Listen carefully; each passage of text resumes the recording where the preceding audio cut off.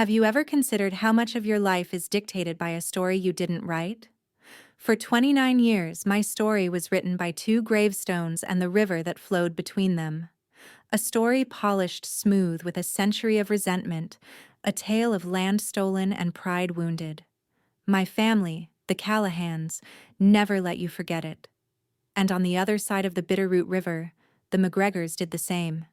It was a line you just didn't cross. That August afternoon, the Montana sun was a hammer, beating the sense out of everything. The heat warped the air over the hayfields, making the distant Sapphire Mountains tremble. I was searching for a runaway calf, a Hereford cross with a knack for finding trouble.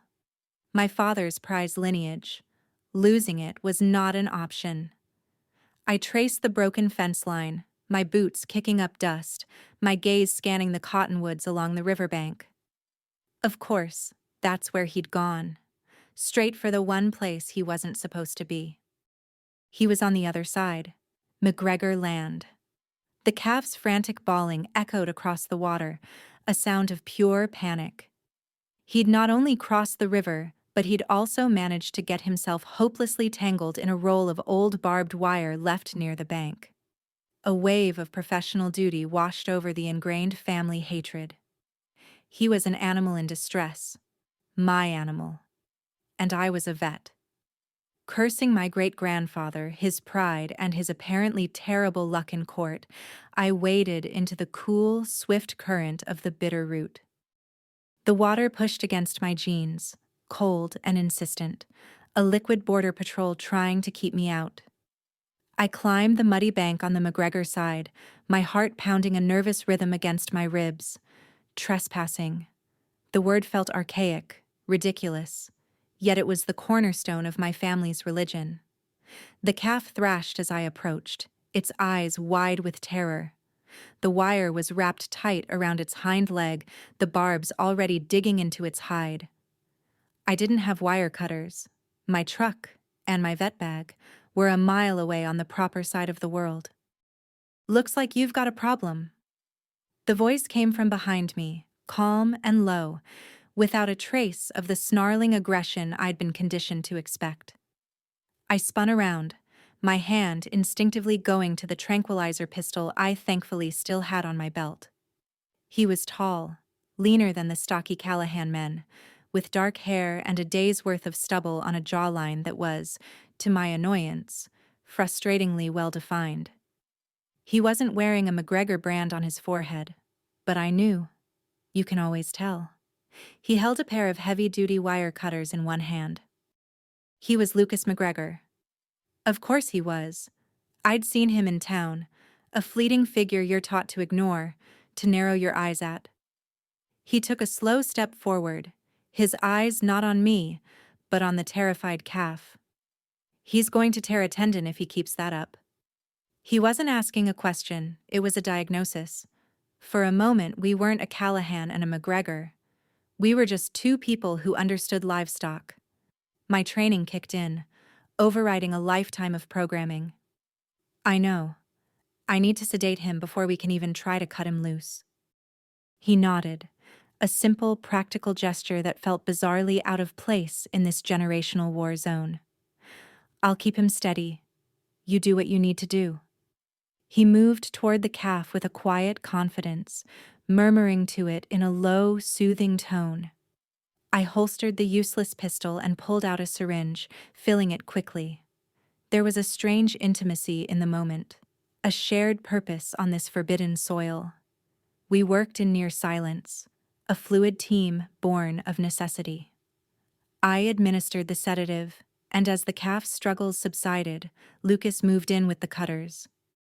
With a final sharp snap, the last strand of wire sprang free. Lucas carefully unwound the metal from the calf's leg, his touch surprisingly gentle.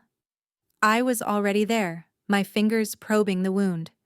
It was nasty, bleeding freely, but the tendon was intact. He'll need stitches and a course of antibiotics. But he'll be fine, I said, my voice sounding distant to my own ears. I was suddenly intensely aware of our proximity.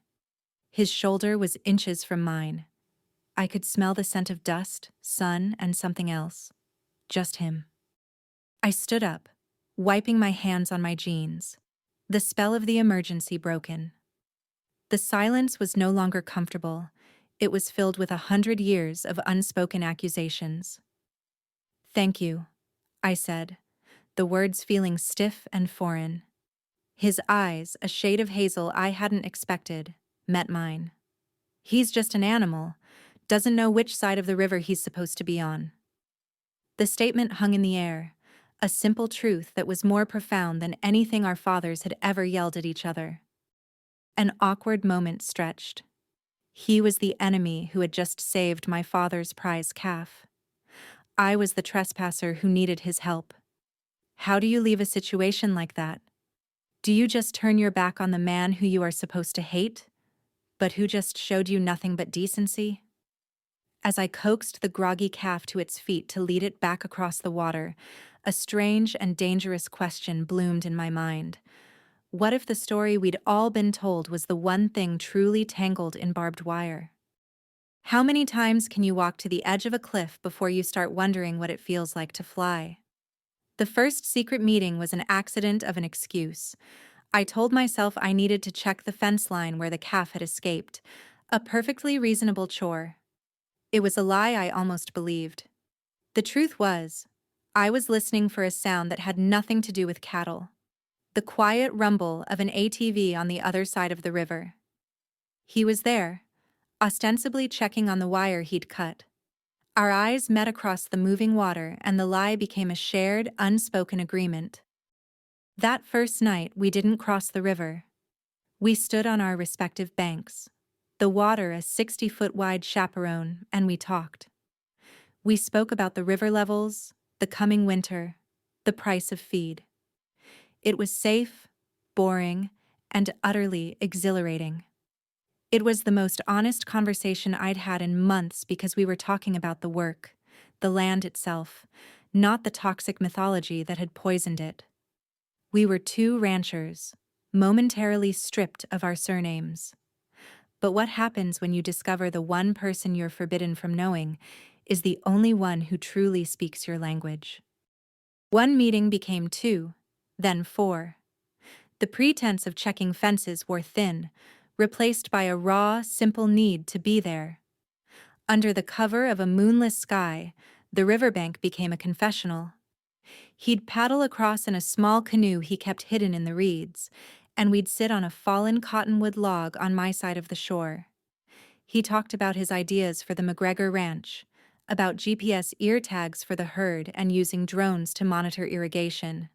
Concepts that made his father, a man carved from the same stubborn rock as mine, shake his head in disbelief. I found myself telling him things I'd never admit to my own family.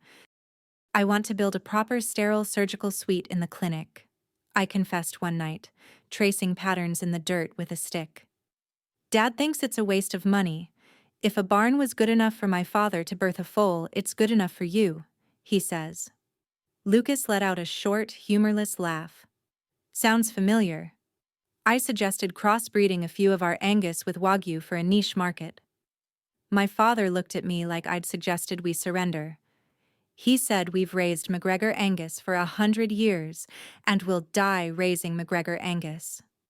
In that moment, the feud felt like a shroud woven by 2 old men, designed to suffocate their own children.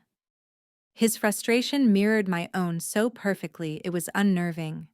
We weren't just tired of the war, we were exhausted by the weight of the armor we were forced to wear every day. At my family's dinner table, McGregor was a curse word. At his, Callahan was synonymous with thief. But here, in the whispering dark, we were just Lucas and Ava. He saw the vet who dreamed of modern medicine, not the heir to a grudge. I saw a smart, forward-thinking rancher, not the descendant of a supposed swindler. We were seeing the people our families had forbidden us to recognize. The conversation started to drift from the future of ranching to the past that held us captive. "Do you even know what it was really about?" he asked one evening, his voice soft. "My dad just says your great-grandfather was a cheat who tried to use the courts to steal what he'd already lost fair and square. I shrugged, the familiar bitterness rising in my throat. And my father says your great-grandfather bribed a judge and forged a signature. The story changes depending on which side of the river you're standing on.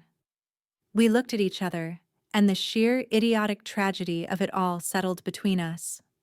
A century of poison, based on a story no one living even knew for sure. As the nights grew colder, we sat closer. One evening, a sudden gust of wind blew a strand of my hair across my face. Before I could move, he reached out, his calloused fingers gently tucking it behind my ear. The touch was feather-light, a fleeting connection of skin that sent a jolt straight through me. It wasn't sexual. It was something far more dangerous, an act of simple, unthinking tenderness. His hand lingered for a second too long, and in his eyes, I saw the same startled recognition that I felt pounding in my own chest. This wasn't just a rebellion anymore. This wasn't just sympathy. It was a terrifying, beautiful free fall, and I realized I had no idea where the ground was. The funny thing about a secret is that it starts to have its own gravity. At first, it's a weightless thing you carry in your pocket. But soon, it pulls everything toward it. My evenings, my thoughts, even the rhythm of my day began to bend around those stolen hours by the river. I started leaving the clinic right at 5, fabricating errands in town or claiming I needed to check on a sick horse in a far pasture. The lies came easier than I wanted them to, each one a small betrayal that tasted like freedom. It was my older brother Liam who first put a voice to the change. He cornered me in the barn one afternoon as I was loading mineral blocks into my truck. "You've been mighty scarce after sundown, Ava," he said, leaning against a support beam with a lazy grin. "Used to be we couldn't get you out of the clinic. Now you're always running off. You got a secret boyfriend hiding in the woods?" I felt a jolt of ice in my veins, but I forced a laugh. "Yeah, a Bigfoot. Very shy. Don't tell Dad." He chuckled and slapped the truck's fender, but his eyes stayed on me a second too long, a flicker of genuine curiosity behind the teasing. The first real crack in my carefully constructed wall appeared at the Sunday dinner table 2 weeks later. Sunday dinner was a Callahan institution, as sacred and unchangeable as the family Bible. My father, Daniel, sat at the head of the table, presiding over the meal with the quiet, unyielding authority of a king. The talk was the usual: cattle prices, the lack of rain, the failing pump on the north pasture. And then, my father slammed his fork down, the sound making us all jump. "It's those damn McGregors again," he growled. "Bet you $1,000 one of them sabotaged that pump." My mother sighed, a quiet sound of weary resignation. "Daniel, you have no proof of that." "Proof?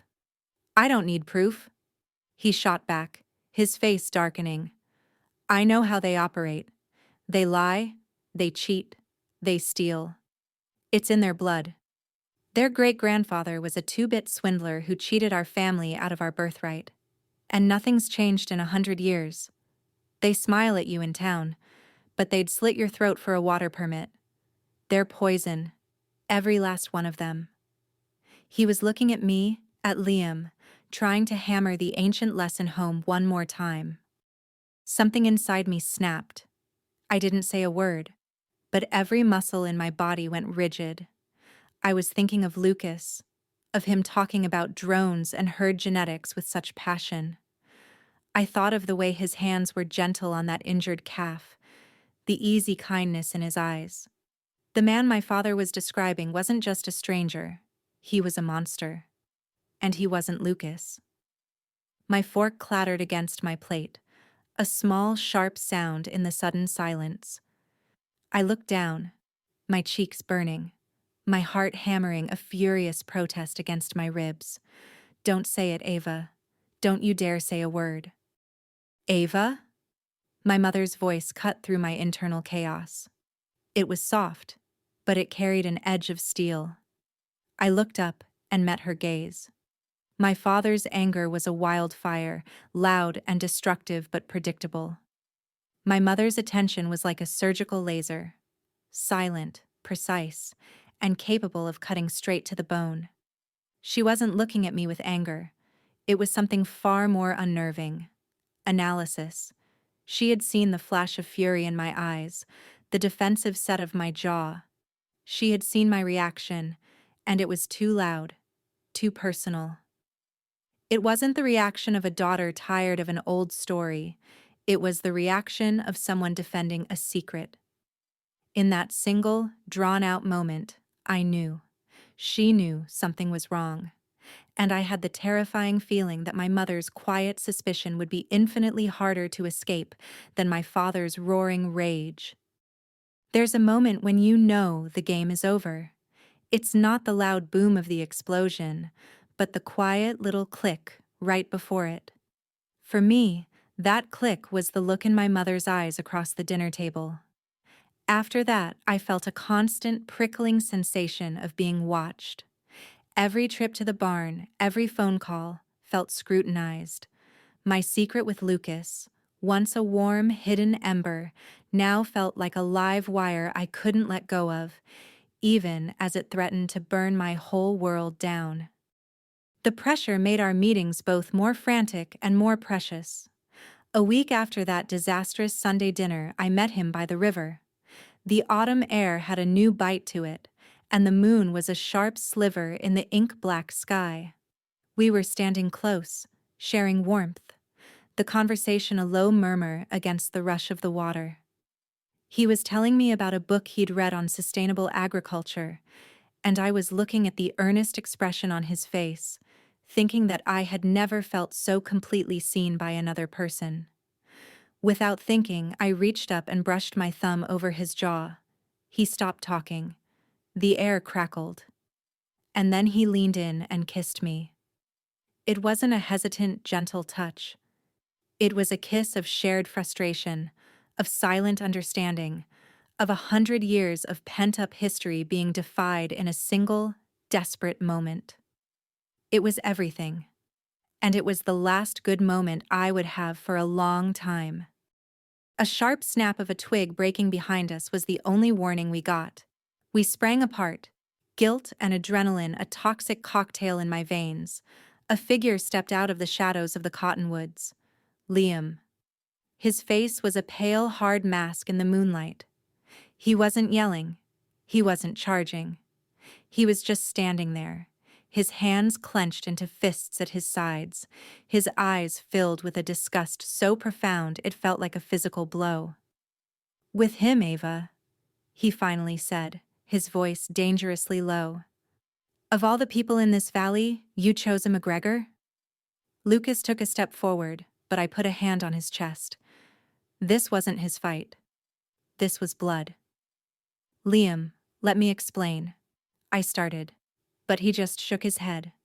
A slow, deliberate motion of utter disbelief. "Get in the truck," he said, not to me, but as an order. Now. The drive home was 5 minutes of the loudest silence I have ever experienced. Liam stared straight ahead, his knuckles white on the steering wheel. I just sat there, my mind a blank wall of panic. What had I done? He didn't pull up to the house.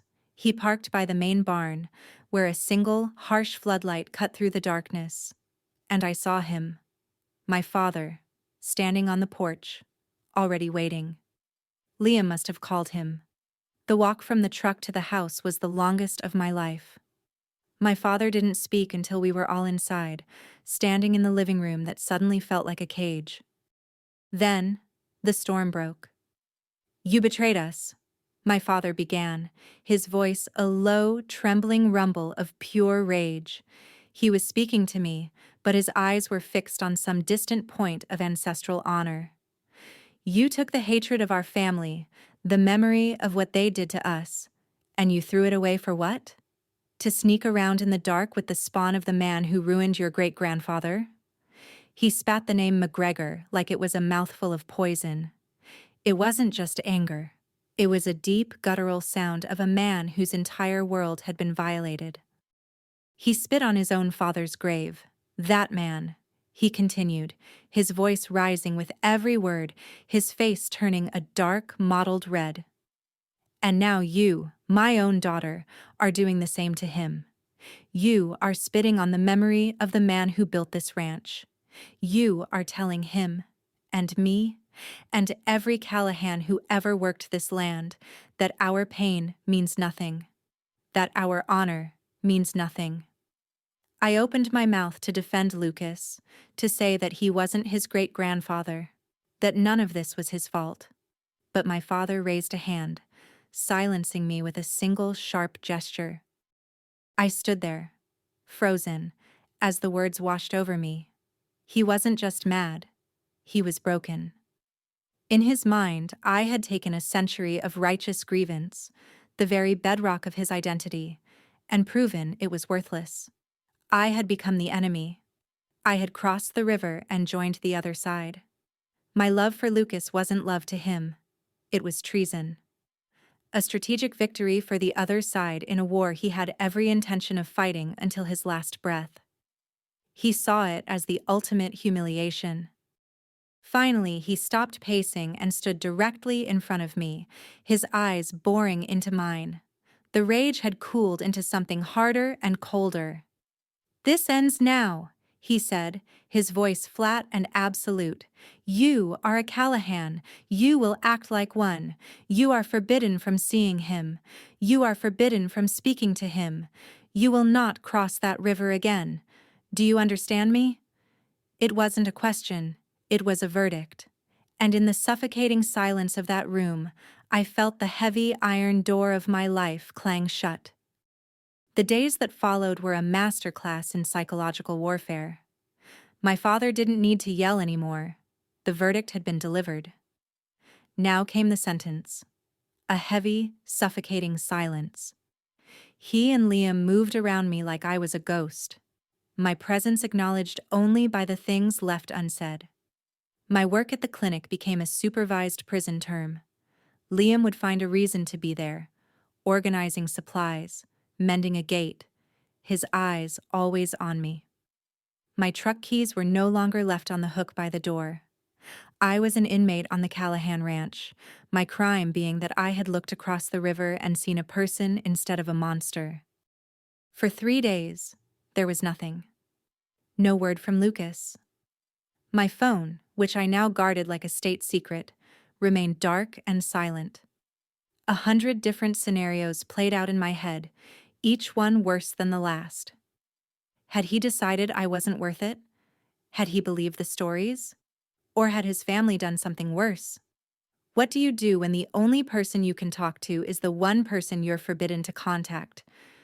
The isolation was a physical ache, a hollowness in my chest where our late-night conversations used to be. The not knowing was its own special kind of torture. On the 4th night, my phone finally vibrated under my pillow. A text from an unknown number. Just 3 words. "Are you safe?" My fingers shook so badly I could barely type a reply. "Yes. Trapped." "You?" The answer came back immediately. "Just had my trial. It seems we're living the same life." A bitter laugh escaped my lips, startling me in the quiet of my room. Over the next hour, through a series of short, carefully worded texts, he painted the picture. His father, a man named Thomas McGregor, had not exploded with the fiery rage of my own father. His reaction had been colder, sharper, and in some ways, more terrifying. Lucas had been summoned to his father's office, a room paneled in dark wood, filled with maps of the land and cattle ledgers going back 3 generations. Thomas McGregor had listened to Lucas's confession without interruption, his face impassive. When Lucas finished, he'd leaned back in his leather chair, steepling his fingers. "She's a Callahan," he'd said, his voice calm and measured. "And you are naive. You think this is about a boy and a girl meeting by the river? This is about the land. It has always been about the land. They have never forgiven us for that court case." According to Lucas, His father saw our connection not as a romance, but as a tactic, a strategy. Daniel Callahan is a proud, stubborn fool, but he is not stupid, Thomas had continued, his voice laced with a clinical disdain. He would never let his daughter, his only daughter, the vet who knows his entire operation inside and out, get close to my son by accident. She's a weapon, Lucas. She is using your idealism to find a weakness, a way to get back what they think is theirs. She's looking for leverage, and you handed it to her on a silver platter. As I read those words on the glowing screen of my phone, a chill went through me that had nothing to do with the autumn night. It was the horrifying shock of recognition. The words were different, the tone was colder, but the music was exactly the same. My father saw Lucas as the spawn of a cheater, a hereditary villain. Lucas's father saw me as a spy, a Trojan horse sent to infiltrate their camp. Neither man could conceive of a world where their children were simply people. We were symbols, pawns in their endless, pointless war. They were perfect, horrifying mirror images of each other, their hatred so absolute it had made them identical. I switched off my phone and lay in the darkness, the truth settling over me like a shroud. This wasn't about my family versus his family anymore. This was about us, Lucas and me, against them all. We were two prisoners, locked in identical cells on opposite sides of a river, each being told the other was the devil. But they had made a fatal mistake. They had shown us that our cages were built of the exact same bars, and in that shared mirrored prison, I felt a flicker of something new. It wasn't despair, it was defiance. What happens when the pawns on a chessboard realize they're the only ones who know the truth of the game? Have you ever watched a fire spread? It doesn't just burn, it leaps. It finds dry tinder you didn't even know was there, and creates its own wind. The Cold War between our families, the suffocating silence and suspicion, was just the kindling. The real fire started with a phone call at 4 a.m. It was Liam, his voice raw with a panic I hadn't heard since he was a kid. "Get dressed now, Ava. The north fence is down. The whole herd is scattered across the county road." The scene was organized chaos under the sickly yellow glare of truck headlights. A 40-foot section of fence on our northernmost pasture hadn't just been broken, it had been deliberately cut. 3 heavy-gauge wires, snipped clean through with bolt cutters. My father stood there, his face illuminated by the flashing hazard lights, looking less like a rancher and more like a general surveying a battlefield. He didn't need to say the name. It hung in the cold, pre-dawn air, thick as smoke. "McGregor. This is how they fight," he said, his voice a quiet, lethal certainty that was more frightening than any shout. "Not face to face, in the dark, like cowards, like the thieves they've always been." While Liam and the ranch hands began the long, arduous process of rounding up spooked cattle, my father and I inspected the cut wires. I was a vet, not a forensics expert, but I knew this wasn't an accident. This was a message.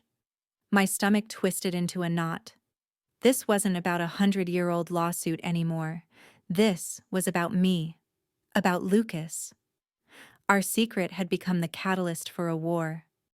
I managed to steal a moment behind the barn, my fingers flying across my phone's screen, sending a frantic coded text to Lucas.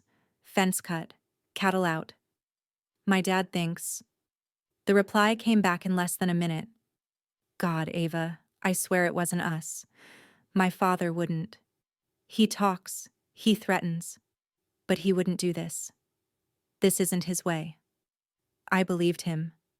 I believed him with a certainty that terrified me, because if it wasn't his family, and it wasn't a random act of vandalism, what were we dealing with? But how could I tell my father that? His grief had already hardened into a righteous, unshakable conviction. He finally had the proof he'd always wanted. The counterattack wasn't long in coming. 2 days later, I was in town picking up supplies when I heard the news. The main irrigation pump on the McGregors' East Field, the one that watered their prime alfalfa crop, had been sabotaged. Someone had poured sand into the motor, grinding it to a permanent screeching halt. The whispers in the feed store were immediate and unwavering. A Callahan had finally done what everyone had expected them to do for years. It was retaliation. An eye for an eye. The feud was now public entertainment. When I got home, the atmosphere in our house was thick with a grim, unspoken satisfaction. My father didn't brag, but there was a new steel in his posture. He thought justice had been served. "Dad," I said, cornering him in his office. "We didn't have anything to do with that pump, did we?" He looked at me, his eyes cold. "What they do to us, they can expect to get back." It was a non-answer, an evasion that was meant to imply guilt. But I knew. I knew Liam had been with me at the clinic all day, and my father had been in meetings in town. We hadn't done it. A new, colder fear began to creep in.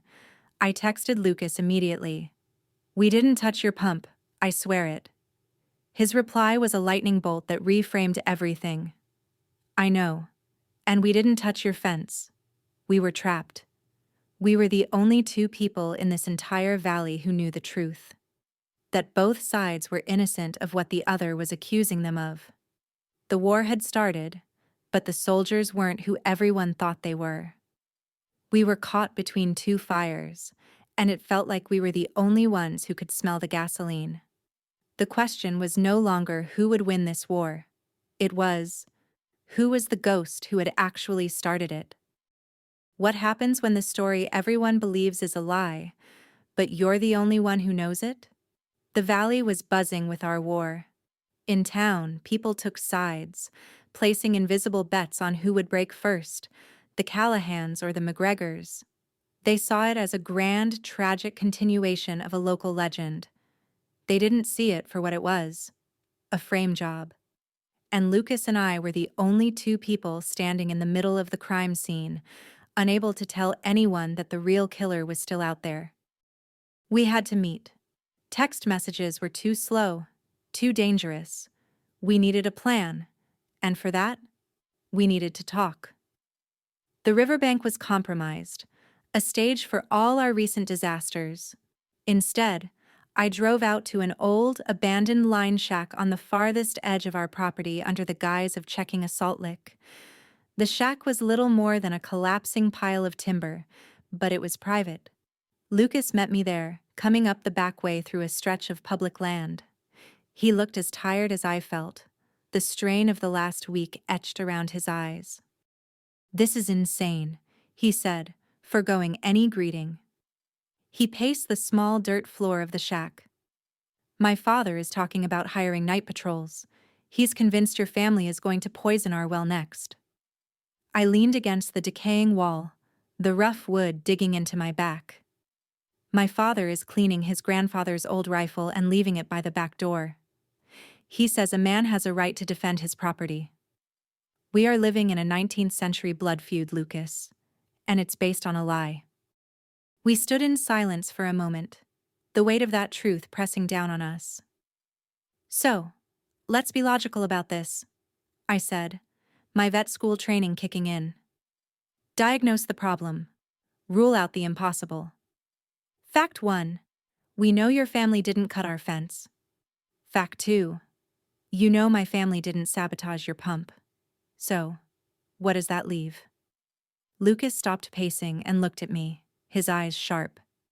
"It leaves someone else," he said, the words hanging in the dusty air. "Someone who wanted it to look like us." The theory, once spoken aloud, was both terrifying and liberating. It wasn't just random vandalism. The targets were too specific, too perfectly engineered to pour gasoline on the fire of our family's hatred. This was calculated. The question wasn't just who, but why. What is the one thing you can't have as long as two powerful, stubborn families are firmly entrenched on their land? Who benefits from us destroying each other? I asked, thinking out loud. If we go to war, we both lose. We spend money on repairs, on security. We lose time. We lose production. And our property values plummet, Lucas added, picking up the thread. Who wants to buy land next to a war zone? Unless... He trailed off, but I finished the thought. Unless you're the one who wants to buy the land. You start a fire. You wait for the owners to get burned. And then you offer to buy the ashes for pennies on the dollar. A chill ran down my spine. This wasn't just about a family feud anymore. This was about our homes, our legacies. We were being systematically dismantled by an invisible enemy. We couldn't go to our fathers. They were too blinded by hate to see the truth. We couldn't go to the sheriff. He'd dismiss it as another chapter in the Callahan-McGregor saga and tell us to sort it out ourselves. We were completely, utterly on our own. So what do? I asked, the question feeling impossibly large. Lucas met my gaze, a new, hard resolve in his eyes. We do what they're not doing, he said. We investigate. We find out who is pulling the strings. We fight the real enemy. In that moment, we were no longer just a secret couple. We were a conspiracy of two. And we were fighting not just for our love, but for the very survival of the families who would rather see us apart. How do you find the source of a poison that's been in your family's water for 100 years? You don't look at the river. You look for the original well. Our investigation had been a series of dead ends. We had a theory, an invisible enemy trying to drive us out. But we had no proof, no suspect. We were trying to solve a crime that had been designed to look like something else entirely. It felt like trying to catch smoke in a net. I realized we were looking at the present, when the answer had to be in the past. To understand the fire, I needed to understand the spark. I used a raging headache as my excuse, a lie that was close enough to the truth. The tension of the last few weeks was a steel band around my skull. I left the clinic early, telling Liam I was going to the pharmacy. But instead of turning right toward the town's main street, I turned left, toward the county courthouse. Its basement housed the town archives, a dusty, silent repository of every property dispute, birth certificate, and forgotten scandal in the valley's history. I told myself I was just looking for a detail, any small inconsistency in the official story that might give us a lead. The air in the archive was thick with the sweet, decaying smell of old paper and leather. A woman named Mrs. Gable, who seemed as ancient as the documents she guarded, peered at me over her glasses. Callahan vs. McGregor, I said. Sometime around 1923, I think. She gave a dry little chuckle. Honey, every family in this valley has a verses in here somewhere. That one's a classic. Folio C, aisle 7. Good luck. The file she directed me to was a thick, brittle folder tied with a faded ribbon. The pages inside were filled with the dense, looping script of old legal proceedings. It was exactly what I expected. Depositions, affidavits, a final ruling. It was a story of a property line dispute, a questionable survey, and a judge's final damning decision in favor of the McGregors. I spent over an hour poring over the jargon, the official narrative that had defined my entire life. It was all there, just as my father had always told it. There was nothing. I felt a wave of despair, the headache returning with a vengeance. Defeated, I started to put the papers back in order. That's when I felt it. Tucked between the last 2 pages of the judge's ruling was a single sheet of paper, folded into a small, tight square. It wasn't the heavy, official stationery of the court. It was thin, personal, and the ink was a faded blue, the handwriting distinctly feminine. My hands trembled as I unfolded it. The paper was so brittle I was afraid it would turn to dust. It was a letter, dated October 8, 1923, just 1 week after the court's decision.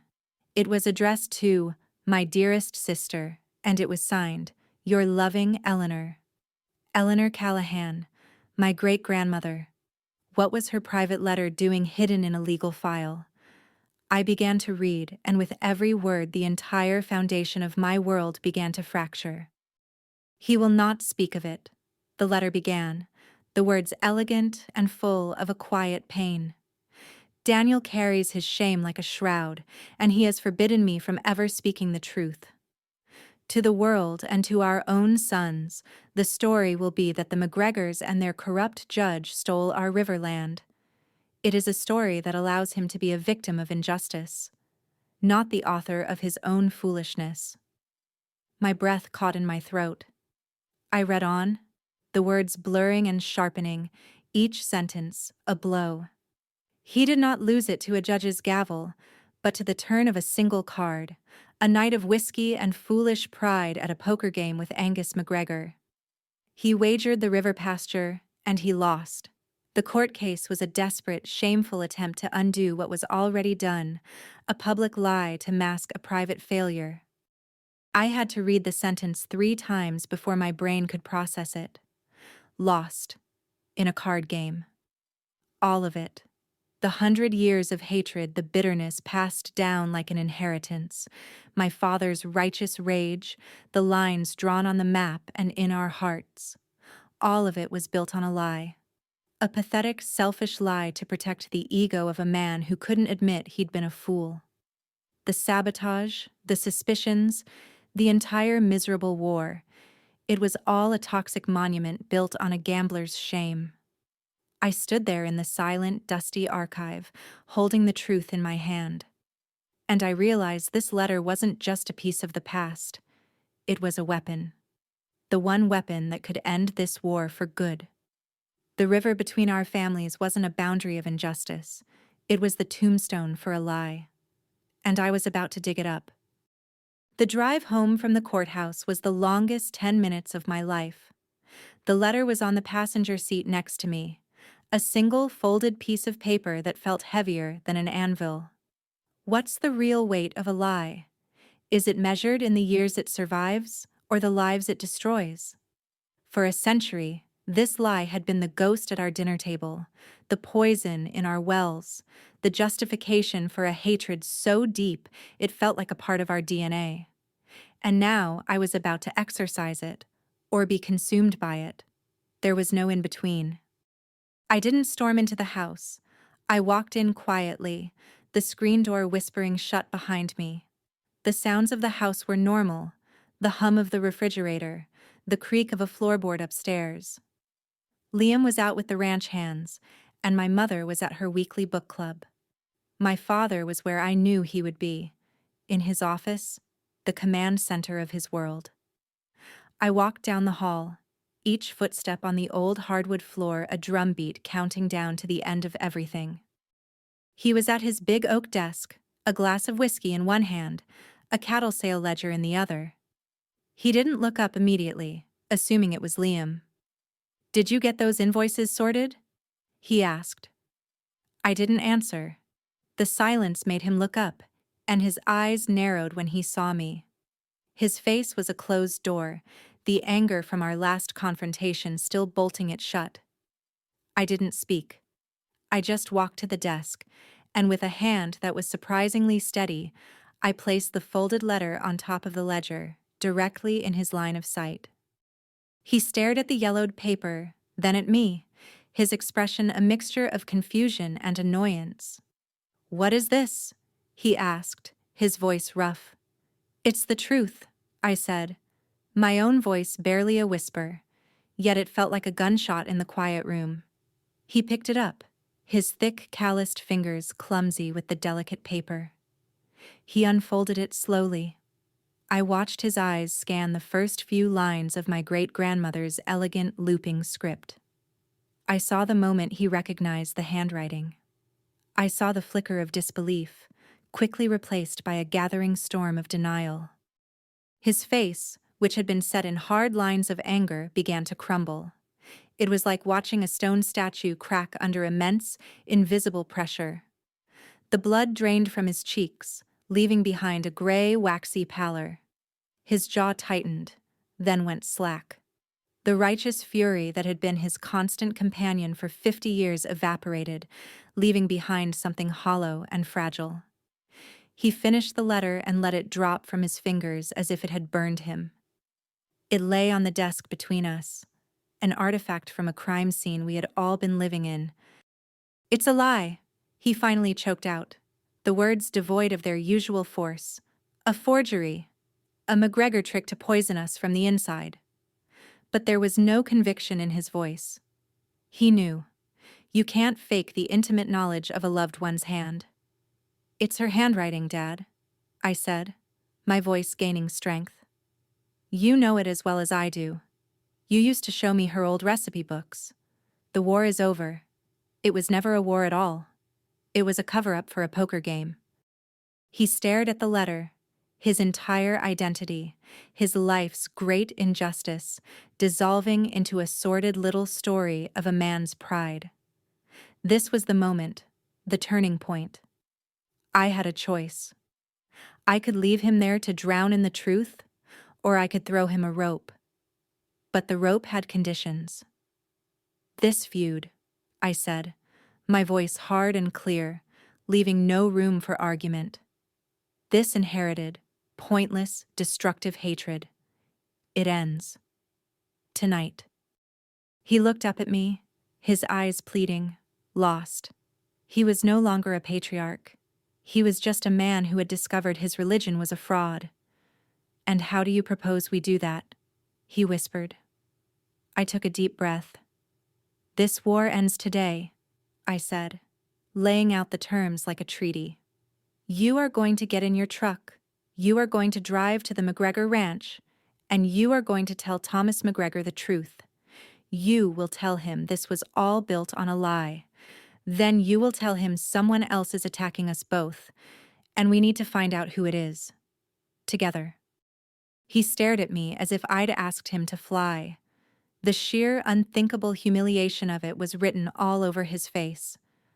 I pressed on, my voice relentless.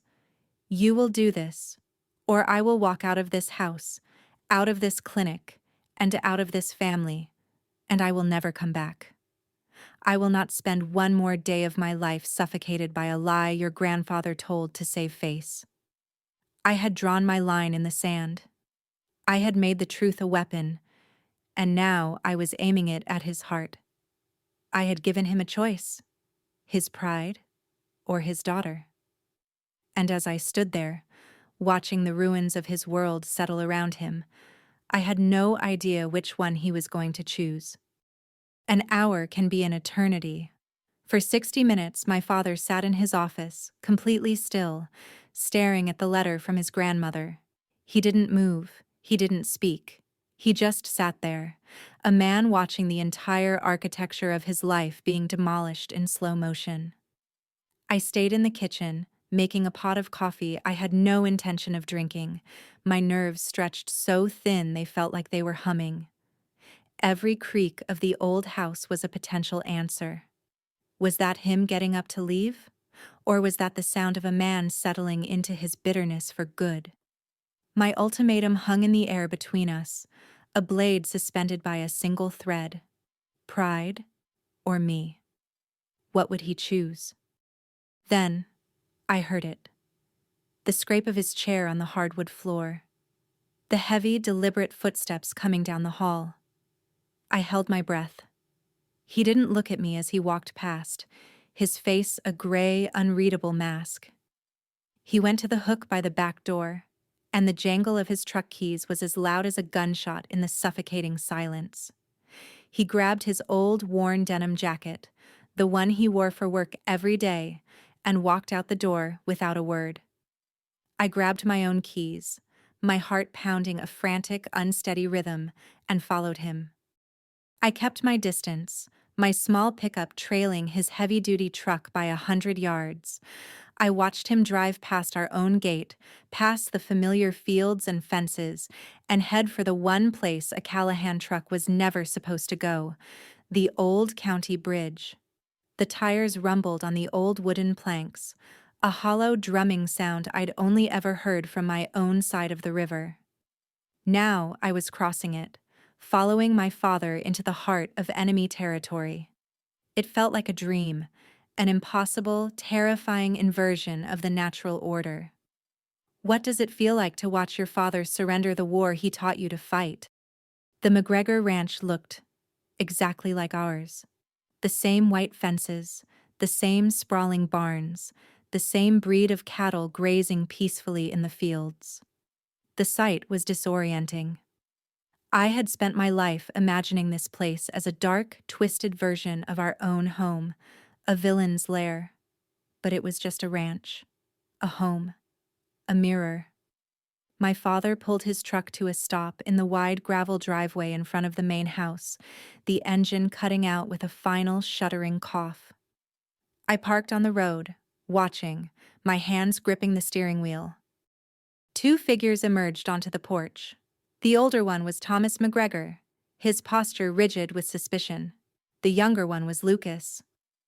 I saw his shoulders slump with a weary dread as he recognized my father's truck. This was it. The moment of truth. My father got out of the truck, moving like a man twice his age. He walked slowly, deliberately, toward the two men on the porch. He didn't stop until he was standing at the bottom of the steps, forcing them to look down on him. For a long, agonizing moment, nobody spoke. Then my father did the impossible. He looked Thomas McGregor in the eye. "Thomas," he said, his voice rough, scraped raw by a century of pride. "I need to talk to you." Thomas McGregor crossed his arms, his face a mask of stone. "I think we've said everything that needs saying, Daniel." "No," my father said, shaking his head slowly. "We haven't." He took a breath, and the words came out, each one a piece of himself he was tearing away. "I was wrong. About some things. About why we've been fighting." He didn't apologize. He didn't mention the letter or the poker game. His pride wouldn't allow that. But he did something more important. He reached out his hand. It wasn't a handshake of forgiveness. It was the gesture of a soldier on a battlefield. "Someone is cutting my fences and sabotaging your equipment," my father said, his voice low and steady. "They want us at each other's throats. It seems we have a common enemy, and it's not us." Thomas stared at my father's outstretched hand as if it were a rattlesnake. I saw Lucas take a small step forward, a silent affirmation. The tension stretched, thin and humming. Finally, slowly, Thomas McGregor descended the steps and took my father's hand. It wasn't a handshake of friendship. It was the brittle, reluctant grip of two kings agreeing to a ceasefire because a bigger army was coming over the hill. The war was over, and in its place was a fragile, terrifying peace and a brand new, invisible enemy. How do you catch a ghost? You stop chasing the shadows it casts and look for the person holding the lantern. The truce between our fathers was as awkward as a first date.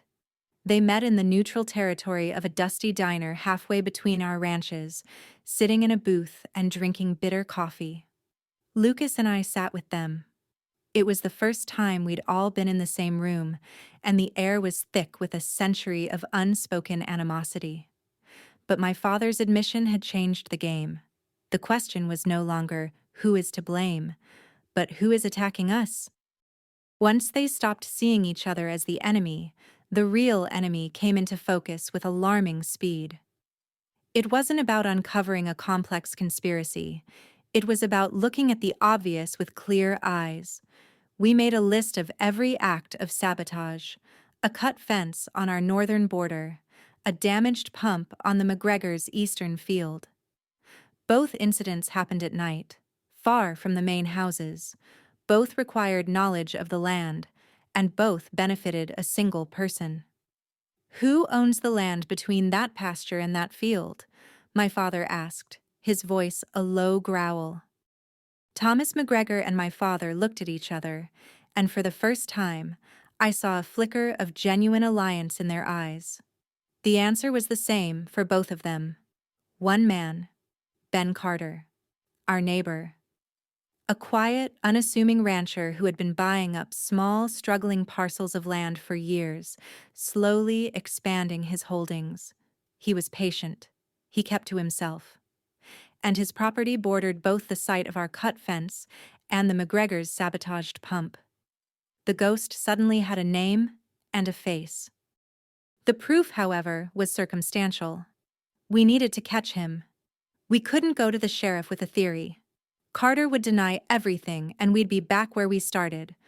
Only now we'd have a new, very real enemy who knew we were onto him. So, we set a trap. It was Lucas's idea.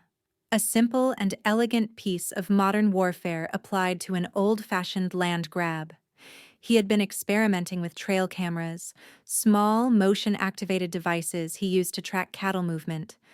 We decided to give them a new purpose. We chose the bait carefully. The headgate of a major irrigation canal on McGregor land, a critical piece of infrastructure that controlled the water flow to our southern pastures. It was remote, vulnerable, and cripplingly expensive to repair if it was damaged. It was the perfect next target for someone trying to bleed us dry. Under the cover of darkness, Lucas and I drove out to the canal. It felt different this time, being on McGregor land with a purpose other than a secret rendezvous. We weren't hiding our love. We were hunting a predator. We set up 2 cameras, hiding them in the dense brush on either side of the canal's control wheel, their small, dark lenses perfectly positioned to capture anyone who approached. Then, the hardest part. We waited. We let a week go by, letting the silence and the illusion of inactivity lull our enemy into a false sense of security. The tension on both ranches was unbearable. Our fathers were coiled springs of barely contained aggression, forced to do nothing when their every instinct screamed for action. The call came on a Thursday night. It was Lucas, his voice tight with a controlled excitement. "I've got him," he said. "The camera was triggered at 2:37 this morning. It's him, Ava, clear as day." We met at the line shack, the 4 of us, my father, Thomas McGregor, Lucas, and me. Lucas had the footage on a laptop. He pressed play. The grainy, black and white infrared video flickered to life. A lone figure walked into the frame, carrying a heavy pipe wrench. He looked around, then began to methodically smash the locking mechanism on the canal gate. It was Ben Carter. There was no sound on the video, but we didn't need it. The methodical, unhurried violence of his actions was chilling. He was so confident, so sure he was unobserved. He was a man systematically destroying his neighbors' livelihoods, all for a few more acres. Watching the footage, my father's face was a thundercloud, but it was a different kind of anger now. It wasn't the blind, inherited rage he'd felt toward the McGregors. This was a cold, focused fury, aimed at a real, tangible threat. He looked at Thomas McGregor, and their eyes met over the glowing screen of the laptop. The truce was over. The alliance had just begun. We weren't just defending our land anymore, we were taking it back. What do 2 armies do the day after they defeat a common enemy? Do they shake hands and celebrate a shared victory, or do they retreat to their own lines and remember all the reasons they hated each other in the first place? In the week after Ben Carter's arrest, an unnerving quiet settled over the Bitterroot Valley. The video from the trail camera was undeniable. Carter confessed everything. The immediate threat was gone, but the silence it left behind was not peaceful. It was hollow. The truce between my father and Thomas McGregor held, but it was a cold, brittle thing. They no longer saw each other as the enemy, but they had not yet learned to see each other as neighbors. They were 2 kings who had agreed not to invade, but who still stood on opposite sides of the border, watching. The war was over, but peace hadn't begun. Lucas and I felt it most acutely. We were no longer a secret, but we weren't yet a fact. We were a possibility, floating in the empty space between our 2 ranches. "It's not enough," I said to him one afternoon. We were standing on our side of the river, looking across at the McGregor fields. The old, half-collapsed wooden bridge was to our left, a skeletal wreck sagging into the current. For years it had been a symbol of a connection that had been allowed to rot. The absence of war isn't peace, Lucas. It's just a ceasefire. One bad winter. One dispute over a water permit. And we're right back where we started. I could see the same frustration in his eyes. We hadn't come this far just to end up living in a demilitarized zone. He looked from me to the ruined bridge, a thoughtful expression on his face. So we have to build something, he said, the idea taking shape as he spoke. Not just a truce. We need to create something real, a symbol of what's next. We need a new bridge. His gaze settled on the rotting timbers. Or maybe we just need to fix the old one. It was the perfect metaphor. The connection had always been there. It had just been neglected, left to be destroyed by time and stubborn pride. Rebuilding it wouldn't just be a practical project, it would be a statement. We didn't ask for permission. We knew that asking would invite debate, hesitation, and 100 years of ingrained reluctance. So, the next Saturday, we just started. We met at the bridge, him waiting over from his side, me from mine. We brought hammers, saws, and a box of heavy-duty galvanized nails. The first few hours were spent in demolition, tearing away the rotten, waterlogged planks. The work was hard, physical, and deeply satisfying. Every rotten board we ripped out felt like tearing down a piece of the old lie. We worked in a comfortable rhythm. The sounds of our labor, the screech of a crowbar, the thud of a hammer, our own steady breathing, filling the silence between our families.